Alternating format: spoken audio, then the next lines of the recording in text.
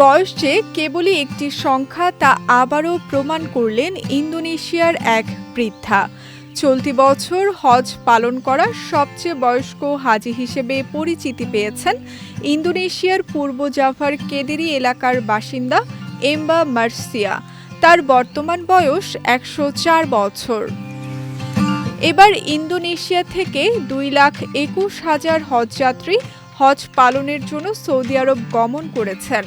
তাদের মধ্যে এম্বা মার্সিয়াকে নিয়ে আরব নিউজ একটি বিশেষ প্রতিবেদন প্রকাশ করেছে।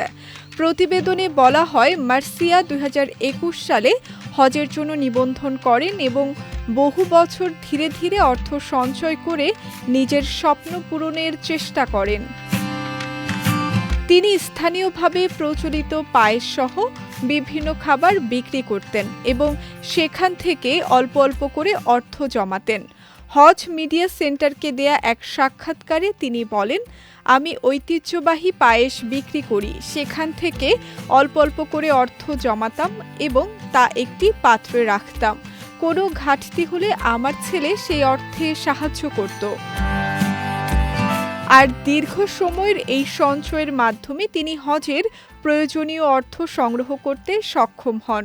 তবে জীবনের এই বড় স্বপ্নের কথা শুরুতে কাউকেই জানতে দেননি মার্সিয়া, এমনকি নিজের ঘনিষ্ঠ আত্মীয় কিংবা প্রতিবেশীদেরও নয়। পর্যাপ্ত অর্থ জমা হওয়ার পর ২০২১ সালে তিনি হজের জন্য চূড়ান্ত নিবন্ধন সম্পন্ন করেন।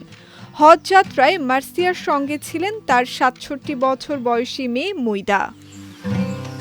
১৯২১ সালের ১ জুলাই জন্ম নেয়া মার্সিয়ার শরীর শত বছরের নানা জটিলতায় এখন অনেকটাই নুয়ে পড়েছে। লাঠির সহায়তায় কিছুটা হাঁটতে পারলেও হজের পুরো আনুষ্ঠানিকতায় তিনি হুইলচেয়ার ব্যবহার করেছেন। তবে তার এই অদম্য ইচ্ছা, বছরের পর বছর ধরে করা ধৈর্যশীল সঞ্চয় এবং পরিবারের সহযোগিতায় অবশেষে হজের স্বপ্ন ছুঁয়েছেন ১০৪ বছর বয়সী এই নারী।